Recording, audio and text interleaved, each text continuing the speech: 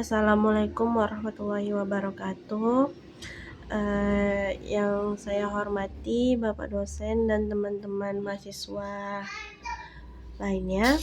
Baiklah, saya akan mempresentasikan modul ajar dan media pembelajaran saya, yaitu yang pertama tentang identitas modul, di mana modul ajar saya itu untuk jenjang madrasah diniyah awaliyah kelas 4 tentang mata pelajaran fikih, tema toharoh atau berwudu, dan alokasi waktunya yaitu 3 pertemuan.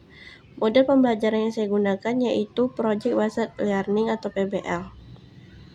Jadi modul ajar saya ini memuat tentang kurikulum merdeka yang tentang beriman dan bertakwa kepada Tuhan Yang Maha Esa atau akhlak beribadah, mandiri, bernalar kritis, kreatif, berkolaborasi, tawasud atau moderat. Capaian dan tujuan pembelajarannya yaitu peserta didik memahami ketentuan toharoh atau bersuci seperti wudhu dan mandi wajib sebagai persyarat sahnya ibadah. Peserta didik juga terbiasa menjalankan pola hidup bersih dan sehat sesuai tuntunan syariat. Untuk tujuan pembelajarannya, yaitu peserta didik diharapkan mampu untuk kognitif, yaitu menjelaskan pengertian, rukun, sunnah, dan hal yang membatalkan wudhu berdasarkan dalil. Kalau tentang sikap, yaitu menunjukkan sikap disiplin, teliti, dan bertanggung jawab dalam menjaga kesucian diri serta mengintegrasikan nilai kebersihan sebagai bagian dari iman dalam kehidupan sehari-hari. Dan untuk psikomotoriknya yaitu mempraktikkan tata cara wudhu secara berurutan, tertib, dan benar sesuai sunnah Rasulullah SAW. Kemudian dalam pembinaan strategi, saya menggunakan Project Based Learning. Proyeknya yaitu saya membuat maket wudhu dan poster rukun wudhu yang dikemas secara kreatif. Alasan saya yaitu untuk mengaktifkan peserta didik, itu aplikasi nyatanya, jadi siswa itu tidak hanya menghafal, tetapi langsung mempraktikkan dan untuk menunjukkan pemahaman mereka. Dan untuk mengintegrasikan nilai Islam, yaitu untuk tanggung jawab menanamkan nilai-nilai Islam seperti disiplin dan ukhuwah. Kegiatan pembelajarannya yaitu terdapat 3 pertemuan. Yang pertama, untuk kegiatan pertama yaitu 90 menit,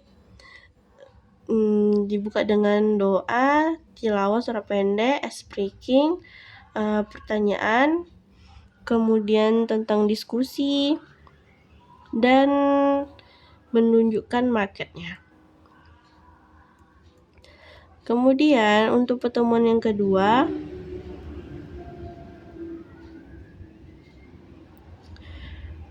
tanya jawab di awal pertemuan pertama, kemudian tes tertulis tentang rukun, sunnah, dan pembatal wudhu, kemudian praktik wudhu. Sumber belajarnya yaitu saya menggunakan buku fikih kelas 4 MDA, Al-Quran, dan hadis-hadis sahih tentang tata cara wudhu. Media ajarnya saya menggunakan poster, maket wudhu, papan tulis. Refleksi guru dan peserta didik yaitu untuk guru apakah semua siswa mencapai tujuan pembelajaran, bagaimana dari langkah-langkah PBL yang paling efektif, apakah menggunakan media dan sumber belajar sudah maksimal. Sedangkan refleksi untuk peserta didik yaitu apa bagian yang paling saya pahami dari materi wudhu, kesalahan apa yang saya ketahui setelah belajar wudhu, apakah saya sudah berusaha menjaga wudhu di sekolah.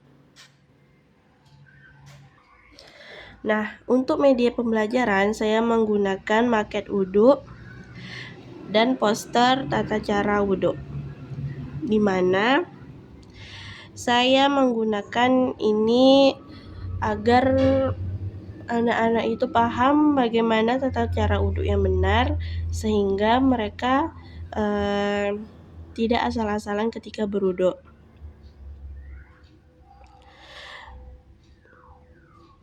Pemantiknya yaitu guru mengajukan pertanyaan inti, misalnya bagaimana kita dapat memastikan bahwa wudhu yang kita lakukan sah dan diterima Allah, apa akibatnya jika urutan langkah wudhu tidak tepat. Untuk pengenalan proyek, guru menjelaskan bahwa siswa akan bekerja dalam kelompok untuk membuat media interaktif berupa papan cerita berurutan atau storyboard wudhu yang memuat seluruh rukun, sunnah, serta bacaan wudhu. Tahap perancangan dan perencanaannya, untuk penggunaan media, poster dijadikan acuan utama untuk menentukan 10 langkah wajib dalam papan cerita mulai dari niat hingga doa setelah wudhu beserta dalil yang relevan. Sketsa awalnya, setiap kelompok menyusun rancangan awal papan cerita, memilih bahan, kemudian serta membagi peran penulisan niat, pembuatan ilustrasi, dan menyusun urutan. Tahap pelaksanaan dan monitoring. Yang pertama, kreativitas visual. Siswa membuat ilustrasi untuk setiap langkah wudhu, memastikan urutan yang benar dari langkah pertama hingga ke-10. Niat dan doa setelah wudhu ditulis sesuai referensi poster. Bimbingan guru memantau perkembangan setiap kelompok dan memberikan umpan balik formatif. Contohnya, guru dapat menanyakan, apakah kalian sudah memastikan bahwa membasuh tangan hingga siku termasuk rukun wudhu? Silakan cek kembali poster kalian. Dengan begitu, siswa terdorong untuk memverifikasi informasi secara mandiri. Kemudian tahap pengujian dan refleksi. Setelah proyek selesai, setiap kelompok melakukan presentasi. Tahap yang terakhir, tahap evaluasi dan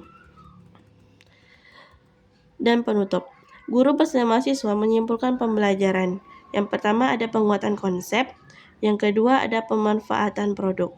Nah, pendekatan PJBL ini menciptakan pengalaman belajar yang aktif melalui perancangan, ilustrasi, dan praktik, menyenangkan atau melibatkan kreativitas dan kolaborasi, serta bermakna atau menghasilkan produk nyata yang bermanfaat dan memperkuat keterampilan ibadah.